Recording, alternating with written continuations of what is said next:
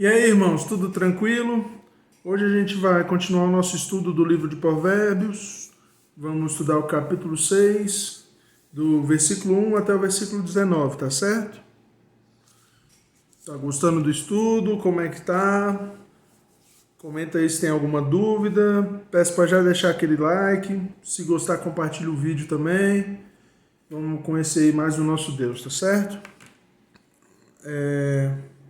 Primeiro de tudo, peço para que você pause o vídeo, leia atentamente os versículos, que você tenha o seu próprio entendimento, anote também, para você ir destacando o que você acha interessante antes da gente conversar aqui sobre alguns pontos que eu mesmo destaquei, tá certo? Alguns versículos que eu destaquei. Então, eu peço para você já ir lendo e desenvolvendo esse hábito de estudo, até para você estudar outros livros e ir ganhando familiaridade com o estudo da palavra de Deus, tá certo? Então bora lá.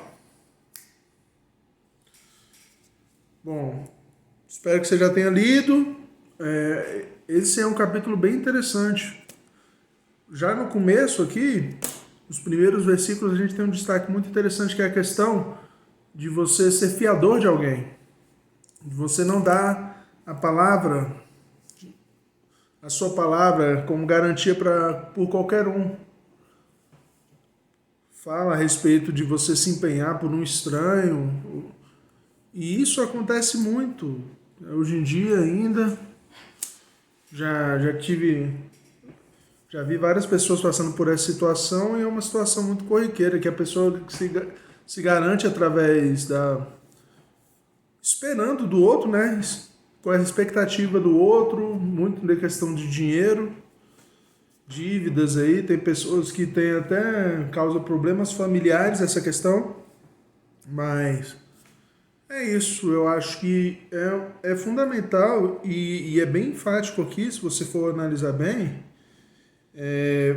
O versículo 2 fala que você está prisioneiro do que você falou. E você garantiu alguma coisa do estranho, você está prisioneiro nisso. E, e continua, no 3 ele fala, vai e humilhe-se. Incomode o próximo para ele reverter a situação, para ele reverter, vamos dizer assim, essa dívida que ele fez e colocou no seu nome. Depois ele prossegue, outra coisa interessantíssima, falando aqui no versículo 4, para não se entregar ao sono e não procurar descansar. Então é para você, isso é realmente muito sério, essa questão de dívida, essa questão da sua palavra, essa questão do dinheiro, assim, tem muita gente que está nem aí, está endividada normal, mas isso não é ético e não é certo. E uma questão aqui, outro destaque que eu coloquei foi no versículo 6, que ele dá o exemplo da formiga a respeito do trabalho. A gente está numa geração que quer muito status, quer o hype, quer estar em alta e acha que tudo se resume a isso, mas esquece de todo o trabalho que tem por trás de quem está em alta, esquece toda a rotina, todo o processo de quem está em alta e está naquele lugar. E esse é o detalhe. Você tem que entender o trabalho. Se você quer o resultado de alguém, você tem que entender o trabalho que essa pessoa tem. Tem muito cristão que quer ver milagre, que quer ter a fé, que quer ter um relacionamento com Deus, mas não se relaciona com Deus. Porque Deus escolheu se revelar na palavra. E da palavra a gente tira o que podemos saber sobre Deus. Nós não sabemos como é Deus por completo, mas nós sabemos o que Ele escolheu revelar através de sua palavra. Então, e quando surgem alguns falsos profetas, falsos pastores, falando algo contra a palavra, você tem que ter cuidado, porque a palavra foi inspirada e escolhida por Deus. Então, não tem essa de a palavra devia modificar, ou então pegar um versículo e contradizer a palavra inteira, a Bíblia inteira, tem várias coisas que estão fazendo aí que você tem que ter maturidade, porque o discernimento tem que ser seu, e você tem que pedir a Deus discernimento. Ele fala muito bem isso, mas como é que você vai ter discernimento de uma coisa que você não conhece, certo? Então, pense bem nisso. Outro destaque aqui, muito interessante, é no versículo 9, que ele fala a respeito do preguiçoso, que continua nessa questão do trabalho, da exaltação do trabalho, de você se esforçar, de você realmente se dedicar. E isso tem sido muito deturpado hoje em dia. Principalmente não, mas muito também no meio cristão. Muitas pessoas vendem que Deus vai dar prosperidade, vai dar riqueza e tal, assim, facilidade, alguma coisa assim, que o cristianismo traz isso, e não traz. Não traz. A realidade, se você for olhar a Bíblia, e se você for olhar a história toda do cristianismo, não tem essa de riqueza não, irmão.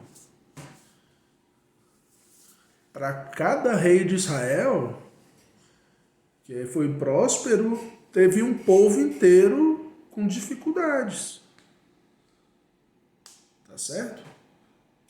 E a gente tem que ter noção disso. Não adianta todo mundo querer, quero receber bênção atrás de bênção, e achar que Deus tem algum compromisso em deixar você rico aqui na terra. Não tem. Tá certo? E outra coisa, preguiça é um pecado. Preguiça é um pecado gravíssimo e a gente tem que ter cuidado com ele. Porque a gente muitas vezes se pega na preguiça, só que a gente está cansado. A gente muitas vezes vai para o trabalho, fica encanado no celular ao invés de trabalhar. Aí você está cansado mentalmente, não trabalhou e se sente sem energia para trabalhar, porque você gastou toda a sua energia mental no celular, distraído com muitas besteiras, tá certo? Então tem que ter cuidado com isso. Outra coisa muito importante aqui, para a gente analisar bem, é o nosso caráter. No versículo 12 ele fala que o perverso não tem caráter. Aí fala várias descrições que fazendo maldade, dizendo maldades, isso e aquilo, e a gente tem que ter cuidado com isso. Porque princípios, valores, essas coisas estão muito desvalorizados hoje em dia. Você tem algum problema por causa de um princípio seu, hoje é motivo de zombaria, é motivo de te zoarem, é motivo de ficarem te zoando mesmo, entendeu? Então, pense nisso com calma. Foque no seu caráter, foque nas questões reais, não foque no curto prazo. Veja o que seu princípio vai causar nas pessoas ao seu redor. Pense muito nisso. A gente tem uma filosofia de caráter muito individual e o caráter cristão não é individual. O caráter cristão é comunitário. O caráter cristão é voltado para a glória de Deus. Então a gente tem que entender isso. Não adianta você se achar o espertão, sendo que isso vai causar todo mundo na comunidade ao seu redor. Aí depois você vai se ver com o julgamento de Deus. Tá certo? Então tem que desenvolver um caráter maior do que o normal de apenas querer o seu próprio bem. O último destaque aqui, vamos falar sobre as coisas que o Senhor odeia, tá? Do versículo 16 em diante. Aqui, olhos altivos, são pessoas que estão sempre orgulhosas, língua mentirosa, mãos que derramam sangue inocente, coração que traça planos perversos, pés que se apressam para fazer o mal, testemunha falsa que espalha mentiras e aquele que provoca discórdia entre irmãos. Então, são coisas bem fortes. E se você for olhar aqui, são coisas que a gente tem se esquecido de preservar. Tanto que a mentira é considerada uma normalidade, uma coisa de até ter sobrevivência aqui hoje em dia. Então a gente tem que ter muito cuidado com isso, tá certo? Então é isso, galera. Por hoje é só. Amanhã a gente continua estudando o capítulo 6 e qualquer coisa, comenta aí embaixo e continue incentivando o canal. Falou, um abraço.